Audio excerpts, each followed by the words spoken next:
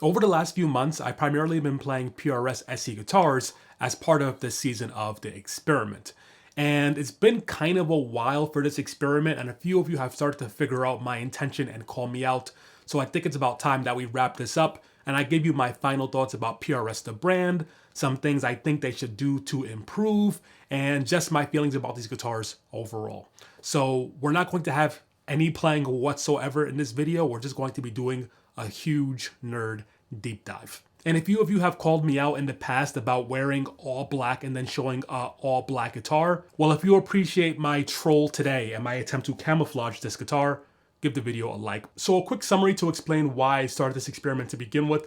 I tried my first PRS guitar in 2022, but it was one of the Silver Sky guitars. I thought it was a great guitar, but I know that PRS has an amazing reputation, and I didn't understand what the big fuss was about their other guitars, because to me, that felt like a very good guitar, but nothing particularly interesting. Then in 2023, I bought and tried the DGT SE, remember, with my own money, and I was blown away by this guitar. And it got me so excited that I wanted to try more PRS guitars and learn more about what the whole PRS thing is about. And I think I've pretty much figured out where this brand sits in terms of the guitar world, so to speak. So PRS as a company have never hid who their influences or inspirations are. We of course have the McCarty 594, and this guitar is designed after, I believe, the old school Les Pauls, which Paul Reed Smith himself measured and found that the magic scale length was 24.594. This guitar is made to sound and feel like kind of the best Les Paul style old school guitar you can get. So again, it's very clear that the company as a whole takes a lot of influence from traditional companies like Fender, like Gibson, so on and so forth. But what sets PRS apart, in my opinion, is their attention to detail and their quality control at their current price tier. So for under $1,000, we're talking about $750 to $1,000 range with most of the SE line guitars, you can look at that instrument and you know it is going to be essentially perfect out of the box, and it will not need any modding. You won't need to change the tuners unless you prefer locking tuners, and you definitely won't need to change any of the electronics or any of the hardware. The hardware is extremely high quality. The pickups sound pretty much better than anything else that I've ever tried in a price tier. They split really, really well. The electronics are very smart. And of course, the guitars just look beautiful. So for me, PRS is a company that offers traditional style guitars that have modern attention to detail and playability, and that have amazing, amazing quality control and some improvements on traditional designs. So for example, the headstock is very stable, the body is fairly lightweight compared to other traditional guitars, so on and so forth. So to me, that's what the PRS brand is all about. And I'll also just say this, in the modern guitar world, it's very difficult to find a company that offers a variety of chunky necks outside of Gibson and Fender. And I won't get into the whole Fender versus Gibson versus Epiphone versus Squier versus PRS thing in this video. I've done that in the past. I'll just say that I believe the SE line for the price has the highest quality for a traditional modern kind of a thing, period. So in terms of buying a PRS guitar from the SE line, PRS Guitars is one of the companies, in my opinion, that you can buy entirely based on the spec. So I think you should go to a store and at least try a few PRS guitars. If you like the way the neck feels, and if you like the body and how it feels, and you like the way that the pickups sound, you can pretty much then buy any PRS guitar because they all kind of live in the same family. Now, of course, the necks are going to be slightly different, but again, the necks aren't going to be so different that you like one and hate another, in my opinion. The same thing goes for the pickups. Yes, they all do sound a little bit different, but if you like the PRS sound, you're probably going to like it in a different SE model. So for example, if you need a PRS SE guitar that has a Tunomatic style bridge, you of course would get the McCarty 594 either in the single cut or the double cut. If you like the 3 control layout, you get the DGT SE. And if you like a much more simplified control layout, you can get the Santana SE. No coil splits or anything like that, but we still have the floating bridge. And we don't even have to go through the entire SE line to figure out which one will be the best for you. All of the specs are different enough that there should only be 1 or 2 that appeal to you, and you should just get those if those are the ones that you like.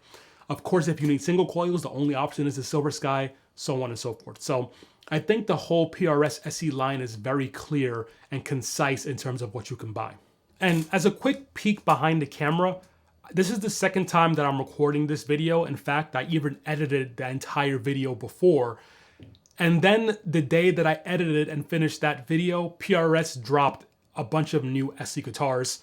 And seeing those guitars actually made some of the things that I said in the video irrelevant. So I wanted to just reshoot the video with some new updated ideas. And I also wanted to show you some of the new PRS SE guitars and tell you what I think about them. So let's do that now. We of course have the new PRS SE Custom 24 quilt, which is very, very beautiful looking, but in my opinion, it's very similar to a lot of the other SE guitars. We just now have a quilt top. I do think it's a really, really cool idea to now have the PRS SE CE24 for everyone who's interested in bolt-on guitars. I got a lot of questions about this CE line in general, but I haven't tried it yet. But just the fact that we now have a CE guitar, a bolt-on dual humbucker guitar in the SE line, I think is awesome. And finally, we have the new PRS SE Swamp Ash Special. And this guitar is actually similar to a guitar I'm going to be talking about very soon because it has an HSH setup. And that was one thing that was missing from the SE line, an HSH guitar. And in this case, we also have that really beautiful Swamp Ash body peeking through. So I think that's a really, really great addition. I think everyone's really going to love that one in particular. So in my opinion, the PRS SE Swamp Ash is going to be the most popular out of these three models, but we'll see what really happens in a few months as these guitars get into people's hands. So I want to talk a little bit about the main critique that I got about some of these SE guitars, and that has to do with the fact that none of them have locking tuners. And although I'm a guitar player who always wants locking tuners, in fact, I think we should even put locking tuners on acoustic guitars. I love locking tuners. I do understand the fact that not every guitar needs to have them. That being said, this is the guitar that PRS needs to add locking tuners to in the SE line, the Mark Holcomb signature guitar, and here's why. So this is of course the McCarty 594, and it's made to be a very traditional style guitar. And a lot of guitar players who like this type of aesthetic actually prefer vintage tuners that don't have a locking mechanism. So in this case, for a guitar under $1,000 that's made to be traditional, I don't think it has to have locking tuners. And here's another example. We have the hollow body Piezo 2. Now this guitar is well above $1,000, and I would usually say a guitar above $1,000 should get locking tuners. But just like the 594, we have a guitar that has a more traditional vibe. And just being honest, although I would like locking tuners, a lot of the jazzy, bluesy type players don't require or ask for that on their guitars, so I don't think this guitar needs to have it either. So we're back to the Mark Holcomb signature guitar, and this is the only guitar that I believe requires locking tuners in the SE line, and here's why. Mark Holcomb is of course a modern metal player, and just about everyone in the modern metal genre prefer to have locking tuners. On top of that, this guitar is above $1,000, and on top of that, PRS doesn't offer a core model of this guitar. So because this is their only premium guitar of this signature artist, I do believe it should come with locking tuners. That being said, this guitar is already amazing. You'll hear me talk more about it very soon, and you can throw on locking tuners for another $50, so I'm going to just add that to the price of the guitar. One other thing that I've seen people say about PRS guitars is that they just don't have any mojo and that they're kind of sterile, if that makes sense. Well, it doesn't make sense to me, but I think I understand and figured out why people say that. So if you haven't been around the guitar world for a long period of time, you might associate this trend with Rhett Shull or Tim Pierce, this idea of going to a guitar store, trying a bunch of the same guitar and then only selecting one of them. They didn't invent that idea. In fact, that was a thing for a very long time, but I think it was tied to quality control primarily. Even back when I bought my first Squier guitar at Guitar Center on 14th Street in 2005, I believe it was, when I picked it up off the wall and I tried it and I liked it, the rep came out and he's like, do you want me to open up a few boxes so you can try some more Squier guitars and figure out which one you like? I didn't understand why anyone would need to do that at the time because I was very young, and to me it felt good, so I just assumed it would be a good guitar. So in the old style of buying guitars, it was very common to have to pick up 3 or 4 different Fender guitars or 9 or 10 different Gibson guitars, trying to find one that is going to be the right weight and that's going to sound really good and feel really good. But that whole process has a very specific effect on the human brain. You see, when you pick up 10 guitars from one particular company and one stands out as amazing, as humans, we don't think to ourselves that 9 of those guitars suck because of poor quality control. We just think that that company has one special guitar that sounds better than every other guitar. And then when you go to a PRS guitar and you pick up 10 of them and they all sound exactly the same, you start to think that they don't have mojo because there's not one that sticks out. But in all actuality, the entire line just got elevated to a point that only one guitar of a different brand could actually match. So that's my theory as to why people think that PRS guitars don't have any mojo. I think it's because their quality control is so great that all the guitars that they make for a particular line feel and sound the same, which is honestly what you would want from a modern guitar.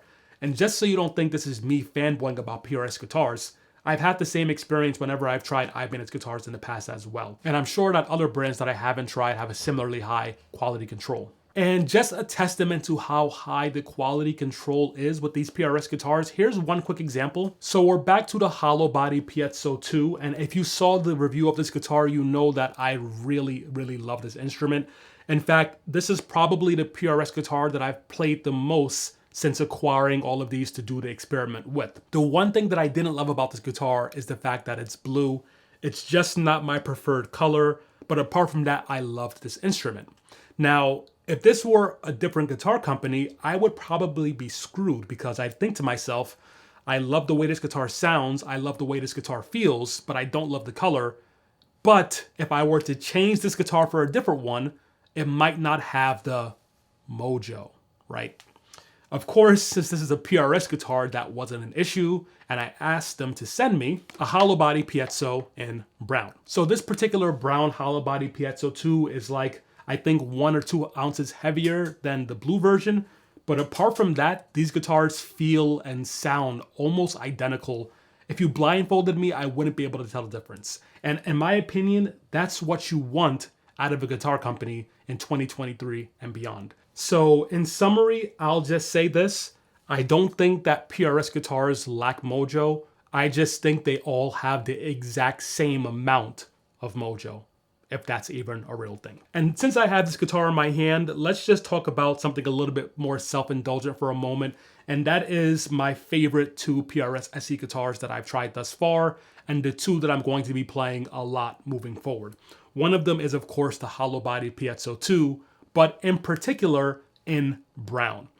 This guitar looks absolutely stunning. The matching headstock with the matching body, and then we have the beautiful flame all around the headstock, the neck, and the body. When you have the brown top, the natural binding all around the guitar really sticks out more.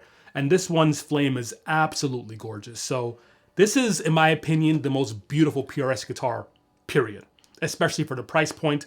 And it is amazing for playing bluesy, jazzy stuff.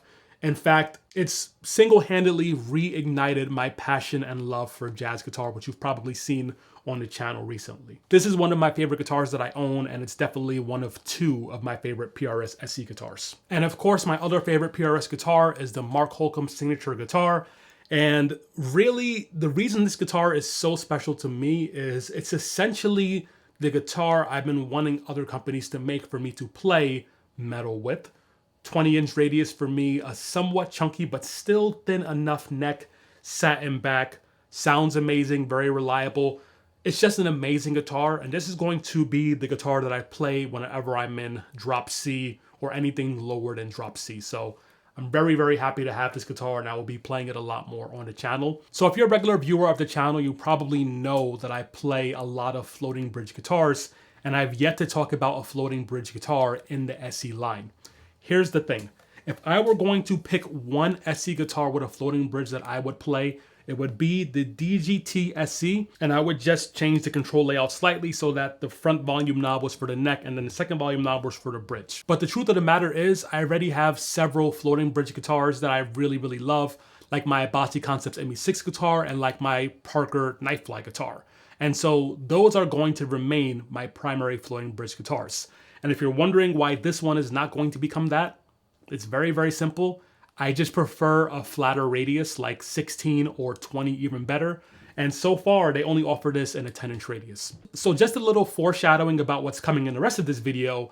If PRS in the future offers a flatter fretboard radius with this 6-screw design bridge and these type of really beautiful pickups, you might see that become my primary guitar. All right, so now we're at the point in the video where I'm going to tell an extremely successful guitar company how they can be even more successful, even though I'm a broke 31-year-old guy who lives in a basement. Some of you may remember we would do videos like this where I would just talk endlessly, and some of you liked it for some strange reason. If you want these types of videos to come back, leave me a comment saying so, and also please like the video. And also, I do this every single week on the Guitar Craft and Other Stuff podcast, link below. Anyway, let's talk about what I think would be really, really cool for the PRS line. I would really, really love to see the PRS 509 style guitar in an SE model. But here's the thing, when we bring the 509 to the SE model, it has to look exactly like the regular 509, meaning we need those really cool all black pickups and the same control layout on the SE line. And I know that they just launched their new Swamp Ash guitar in the SE line that is an HSH configuration, but I just think there's something special about the look of those black pickups on a PRS guitar. If that were in the SE line, I think it would turn a lot of heads. So I would like to see that come to the SE line. The second thing that I would like to see is actually not in the SE line, it's on the core models. Now, a lot of people today think that stainless steel belongs on every single guitar. I personally do also love stainless steel guitar, but I know there are a lot of players who, for whatever the reason, don't like stainless steel. I don't want to debate the tone and blah, blah, blah. A lot of people don't like stainless steel, and that's totally fine. However, Evo Gold feels and sounds very similar to nickel, except it is much more durable. And on top of that, it has a gold color, which is really, really pretty. I think that PRS would be the perfect company to popularize Evo Gold frets and start using it on their core models. Could you imagine a PRS guitar with those beautiful bird inlays, and then on top of that we have gold frets? I think it would just be so gorgeous, and again, no other company is doing it. And I'll say it one more time, I think that the whole traditional meets a modern thing works really, really well with Evo Gold frets, so who knows, maybe PRS can start implementing that one day in the future. Another idea I have for the PRS SE line is a new guitar entirely that was somewhat inspired by the gold top on the DGT SE. So this new line of guitars is going to be kind of designed for the more modern style players. The first thing we're going to do is they're all going to come in solid colors with a black back. So maybe you want red, blue, whatever, maybe a sparkle finish. I'm not exactly sure, but the whole point is that we're going to have solid colors instead of the flame tops on PRS guitars. We're going to keep the crescent moon inlays instead of having the bird inlays. We're going to go with the wide thin profile with a black back that's satin as well, just like the Mark Holcomb guitar. Of course, we'd have a 25.5 inch scale length instead of 25, because then it's going to be a little bit better for down tuning. 10 to 16 compound radius. I think a 10 to 16 compound radius, or even a straight 16 radius on a PRS guitar, would be amazing, and it would really bring in some of the more modern, younger players as well. And in terms of the bridge, we're going to have two models. One with this exact same tremolo, and the second one is going to have the Mark Holcomb style fixed bridge. So we have a fixed bridge version and a 6-screw design version. In terms of pickups, we're going to have the slightly more high output PAF style pickups that PRS has. They might experiment with offering a new pickup entirely, but honestly, I don't think it's necessary. Those will do just fine. And then in terms of the controls, we're going to have master volume, master tone, push-pull on the volume to split both humbucking pickups. And then to top it all off, that guitar is going to be $850. So it's going to be under $900 for that spec. I think people will go crazy for that particular instrument. And now we have another guitar that I want to add to the SE line, and this one is going to be a lot more controversial. I would like to see PRS attempt a headless guitar.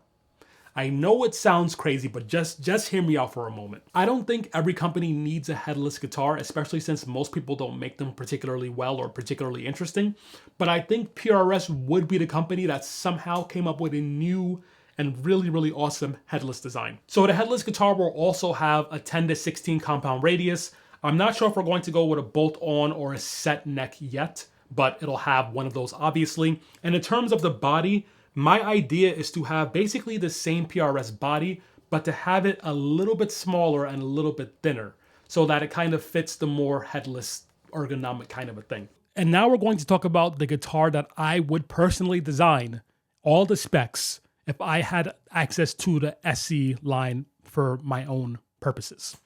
And the reason we're holding the Mark Holcomb guitar is because it will be very similar to this guitar, but it will be very different as well. So to start off with, we would have these same black tuners, although they would be locking. Same nut, that's totally fine. We would also have the 20-inch radius from the Mark Holcomb guitar. I really love that about this instrument. We would have the same exact neck profile, and we would have the same exact satin back. And finally, we would have the same Mark Holcomb ebony fretboard.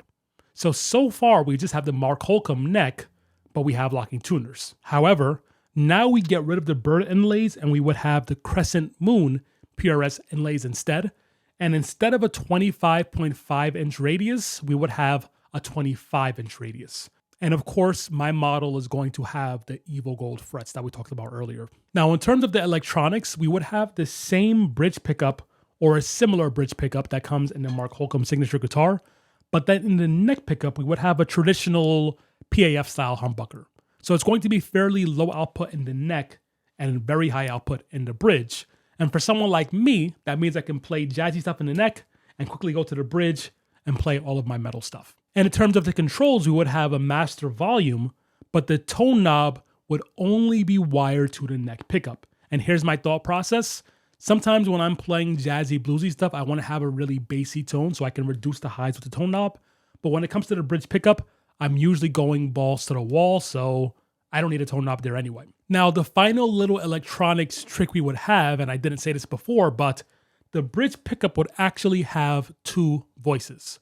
One voice would be this very high output kind of a metal thing, but the second voice would be a more PAF style thing. So we would have some type of push knob, not push pull, but push on the volume knob that turns this humbucker from high output to more traditional. Then of course we would have PRS's normal 6-screw design bridge. I love it. But we would also have a tremolo installed from the factory so that you can easily switch from floating to hardtail so that you can drop tune very, very quickly. In fact, I bet PRS can invent a bridge that is similar to this, but that has a tremolo built in somehow. So maybe it'll redesign an entire bridge for that particular purpose. And here are a few other small details. We wouldn't go with a fancy flame top. We would only do solid colors for this guitar. So maybe a gold, maybe a black, maybe a white. I don't really care about the color, but I want it to be solid. And I know a lot of you also want solid colors on PRS guitars. And finally, the whole thing would be very, very chambered. So we'd have a center block for sure, but this will mostly be hollow. The back will mostly be hollow. The sides will mostly be hollowed. And we would also have F-holes. So if you ever wondered what PRS guitar I would design, that would be it. I don't think that PRS makes a guitar for every single person on the planet. Like I've said in the past, if you want a super thin neck that's bolt on with a super thin body, then PRS is not the company for you. Definitely not. If you want a bunch of P90 options or a bunch of single coil options, then PRS is not the company for you most likely. They do have single coil pickups, but they obviously specialize in humbuckers and split humbuckers and that versatility type of a thing. But if you like humbuckers and especially versatile humbuckers and you like a traditional feeling guitar that is extremely high quality and durable and reliable, then I don't know if you can pick anything better than PRS. That's just my opinion. And just a quick reminder, once this video is published, meaning you're watching it right now, I have no other obligation to PRS whatsoever. So you should know that if you see me play other PRS guitars in the future, like the Mark Holcomb or the Hollow Body Piezo 2, that's just because I really love these guitars.